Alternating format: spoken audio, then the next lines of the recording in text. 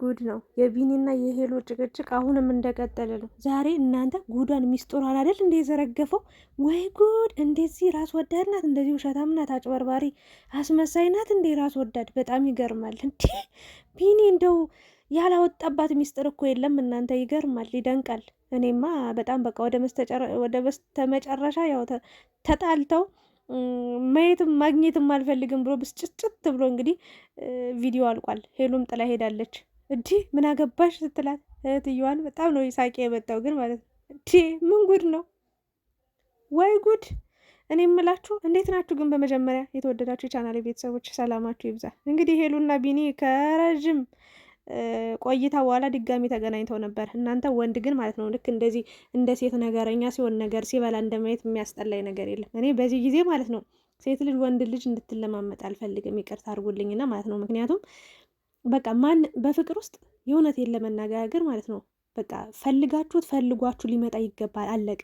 አንዱ ለማኝ፣ አንዱ ተለማኝ፣ አንዱ ተለማማጭ፣ አንዱ እንደዚህ ከሆነ ኑሮ ህይወት ያስጠላል። በቃ እግዚአብሔርን ብቸኝነት ጌጥ አለው። ብቸኝነት ውበት ነው።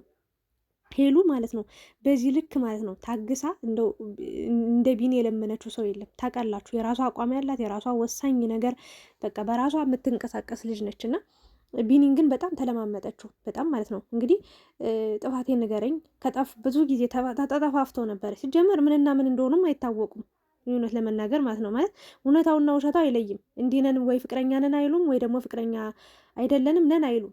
በአጭሩ አብረው ቪዲዮ ይሰራሉ ምናምን ነገር በቃ ማለት ዩቲዩብ ላይ ታውቃላችሁ ጥንድ ሆኖ የሚመጡ ሰዎች ናቸው፣ እይታ ያላቸው ምናምን።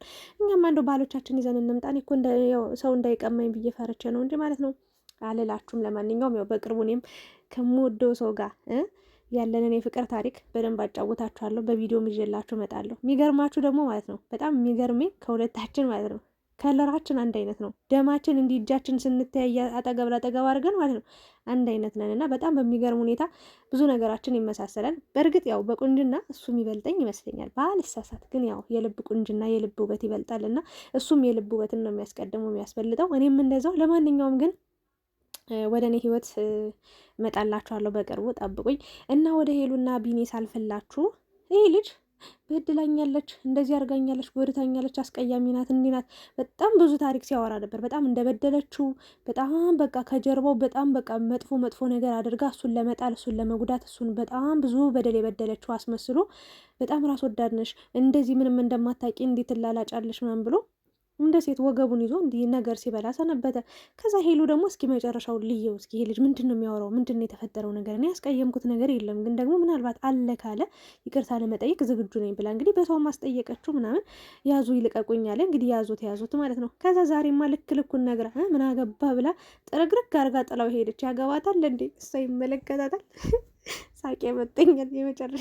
ወደ መጨረሻ አካባቢ ጭቅጭቅ እንዴት እንዳስጠላኝ እናንተ! እኔ በጣም ነው ያስጠላኝ። በቃ ጭቅጭቅ በቃ ክርክር በጣም የሚያስጠላ። ሰላም ያለው ህይወት ነው በቃ እኔ የሆነ ሰው ላይ ማየት የምፈልገው ራሴ ህይወት ላይ ማየት የምፈልገው ጭቅጭቅማ ክርክርማ የሰይጣን ስራ አይደል እንዴ? እና ምን አለስ በጣም ያስገረመኝ ነገር ማለት ነው እንደው ሚስጥር አላት፣ ጉድ አላት። ጉድሽን ነው የምዘረግፈው ምናምን ሲል ቆየ። ምንድን ነው ይባላልስ ውጭ ልትሄጂ ፕሮሰስ ጀምረሽ ነበር አልሳካልሽ ስል እኔ ጋር መጣሽ። ፌል አረገብሽ ፕሮሰሱ። እሺ ጀመረች እንደው በተሳካላት በሄደች ፍላጎት ካላት አንተ ምን አገባህ ታዲያ? እውነቷን ነው። ምን አገባህ አንተ በእኔ ህይወት ውስጥ ምን አገባህ አንተን እስካልነካው ድረስ። ኧረ ሄሉ ይመችሽ። የምር ልኩን የነገረችው። በእርግጥ እኔ ሰዎችን እንደዚህ ኃይለኛ ቃል መናገር አልፈልግም። ሰዎችም ኃይለኛ ቃል ሲናገሩ ደስ አይለኝም እና እህቱ ራሱ እንዴ የምርሽን ነው ሄሉ አለቻት። ምን አገባሽ አለቻት። ይመለከትሻል። እውነቷን ነው እንዴ ይህ ከሆነ ምንም ያዙ ይልቀቁኝ የሚያስብል ነገር ነው እንዴ? ምናልባትም ይህን ነገር ጀምራም ከሆነ አንደኛ እንደ ፍቅረኛ አክት አደረግክ አንተ። በጣም የሆነ በቃ ሁሉ ነገር ይመለከተኛል፣ እያንዳንዱ እንቅስቃሴሽ እርምጃሽ ይመለከተኛል አይነት ውስጥ ገባ። እንደ ጓደኛ እሺ ይቺ ልጅ ፕሮሰስ ጀመረች። መቼስ ከሰው ከሀገሩ የሚወጣው ደልቶት ተመችቶት ወይ ደግሞ ኑሮ በቃ በጣም አልጋ ባልጋ ሆኖበት አይደለም አይደል እንዴ? የሆነ ነገር ከፍቶት የሆነ ነገር አጦ የሆነ ነገር ጉድለቱን ለመሙላት ነው አይደለም የሚለው። ይሄ ልጅ ስለ እሷ የሚያስብ ከሆነ የእሷ ነገር የሚያስጨንቀው የሚያሳስበው ከሆነ ትተው እንዳትሄድ የሚፈልግ ከሆነ ይህንን ነገር ሰማ አይደል? ሄሉዬ ለምን አልነገርሽኝም? እንዲህ ምን ተፈጥሮ ነው ለመሄድ ያሰብሽው? ምንድን ነው የሆንሽው ነገር? አብረን መፍታት እንችላለን፣ እዚህ በሀገርሽ መስራት ትችላለሽ፣ እንዲህ መለወጥ ትችላለሽ ብሎ መምከር እንደ ጓደኛ መጠየቅ ሲገባውስ ልክ እንደበደለችው በቃ ሌላ ታሪክ እንደተፈጠረ ወገቡን ይዞ እንደ ሴት ነገር ሲበላ ሰነበተ። በስማም እናንተ ሰውን ማለት ነው አትለማመጡ። እግዚአብሔርን ሰውን ውደዱት እንጂ ማለት ነው ይህን ያህል መለማመጥም ይህን ያህል በቃ በሰው ቁጥጥር ስር እንደ ሄሉ አቋም ይኖራችሁ ይገባል። አሁን ሄሉን አንዳንዶቻችሁ ለቃላቶችሽ ተጠቀሚ፣ ጥንቃቄ አድርጊ ምናምን እያላችኋት ነው። አንዳንዴ ሲመራችሁ ማለት ነው የሆነ በቃ አስቀያሚ ነገር ውስጥ ስትገቡ የምትናገሩትን አታውቁም። እኔ ሄሉ ትክክል ነች ነው ብዬ ነው የማስበው። በእርግጥ እህትየዋን የተናገረችበት መንገድ ጥሩ አይደለም። ምክንያቱም እሷም እውነታውን ለማወቅ ይሆናል አይደል፣ ሁለቱ እንዲነጋገሩ እንዲግባቡ ነበር እየፈለገችው የነበረው እና እሷን መናገር አትችልም። በእርግጥ ያው በሰዓቱ ንዴት ላይ ሆና ነው እና ይሄ ልጅ እንዲህ የሚለማመጥ የሚለመን ከሆነ ምንም አይሰራላትም። ማንንም ሰው ለምናችሁ ተለማምጣችሁ እናንተ ጋር እንዲኖር ማድረግ አትችሉም። እግዚአብሔርን ነው የምላችሁ። ምክንያቱም የሆነ ቀን ላይ ይሄዳል በቃ ሩታን እዩት፣ ለምነው ገባች። አሁንም እድሜ ልኳን በቃ እየለመነችው ትኖራለች፣ ዝቅ ብላ ስንት ነገር እየሆነች ማለት ነው። ሴት ይዞ እያደረ እያየችው እንኳን ማለት ነው አብርሽ አብርሽ ነው የምትለውን በሄደበት ሁሉ ትከተለዋለች፣ ሰበብ እየፈለገች። ያ ለምን ይሆናል? የራሳችሁ አቋም ሊኖራችሁ ይገባል። ልክ እንደ ሄሉ ጎበዝ ጀግና ሄሉ። የምሬ ነው። ወንድ ቤድ ወንድ ይመጣል። ለአንቺ ያለው ፈጣሪ የሆነ ቦታ አስቀምጦልሽ ይሆናል እና ይህን ያህል እንደዚህ አጠገቤ እንዳደርሽ ምናምን የሚያስብል ነገር የበደለች ያስቀየመች ነገር የለ። ጥርግ በል ሆ እናንተ ገረመኝ እኮ። እኔ እኮ ምን አይነት ነገር ሰምቶባት ነው? ወይኔ ደግሞ ሌላ ሰው ነግሮት ይሆን እንደዚህ ብላለች ብሎ ወይስ ተሳስታ ምን ብለው ነው ብዬ በቃ ሄሉ ጋር ጥፋት ይኖራል ነበር ብዬ ሳስብ የነበረው። ጭራሽ አሁን ውጭ ሀገር ልትሄድ ነው ብሎ ይሄን ሁሉ ያዙልኝ፣ ልቀቁኝ፣ በቃ ውሰዱኝ፣ አምጡ ይመልሱኝ አለ እኮ። አረ ሂድ ሂድ፣ መንገዱን ጨርቅ ያደርግልህ። ጥሩ ነው እንዴ። እንደውም ትጠይቃት ነበር ምን ሆነች ነው ምንድን ነው ያጋጠመች ብለህ ያለውን ነገር ለማወቅ መሞከር ስትችል እሪ ያልክ። ሆ ይገርማል እኮ። እና አንዳንዴ ባካችሁን የሆነ አንዳንዴ ያለ ሰው አትለምኑ፣ አትልዩ። ጀግና ሄሉ እንኳን ጥለሽ ሄድሽ እንዴ! እስከ መቼ ተለማመ እንደዚህ በማያገባው ነገር። እናንተ ባሏ ነኝ አለ እኮ አግብቻታለሁ፣ የ80 ሚስቴ ነች፣ እያንዳንዱ እርምጃዋ እንቅስቃሴው ይመለከተኛል አይነት ነገር ውስጥ እኮ ነው የገባው። እንዴ ሲጀመር ምንና ምን ናችሁ? አንዳንዴ ሰዎች ግን ያላችሁበትን ቦታ አታዩም። ብትሄድስ ታዲያ ይሳካላት? ከፈለገች ትሂድ። ከአንተ ህይወት ጋር ምን አገናኘውን? እሷ ካረገችው ምን በደለች? አንተን ስምህን አልጠራች፣ ከጀርባ ምንም ነገር አላማች፣ አልቦጨቀች፣ አልሰደበች፣ አላንቋሸሸች። ለራሷ ኑሯን ለማስተካከል ጣረች አይደል እንዴ? የእሷ ፕሮሰስ መጀመር ከአንተ ህይወት ጋር ምን አገናኙ? ከሄደችም አንተ ጋር የሆነ ጉድለት ስላለ ነው። አንተ ጋር ምቾት ቢኖራት ኖሮ የትም አትሄድም ነበር። እርግጠኛ ነኝ ነገ ደግሞ ራሱ እየለመናት ይመጣል። ጭራሽ ደግሞ ሲያወራት እንዴት እንደሚንቃት እናንተ ጣቱን እየቀሰረ ምናምን እየገፈተረ ምናምን እያመናጭቃት ምናምን። አንዳንድ ሰዎች ግን እያደራችሁ ጸባያችሁ ሁሉ የሚገርም ነው። ኧረ ተው ግን ተው የእውነት በቃ ሄሉ ጎበዝ።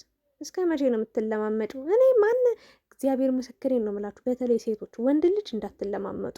እንድች ብላችሁ ከመጣ ይምጣ፣ በራሱ ፈቃድ፣ በራሱ ፍላጎት፣ በራሱ ተነሳሽነት አለቀ። ከዛ ውጪ ግን ወንድን ተለማመጪ ለምኛው አልቅሼ እኔ ጋ መጣዋለሁ ምናምን ስታለቅሽ እድሜ ልክሽን ተረግጠሽ ነው የምትኖሪ።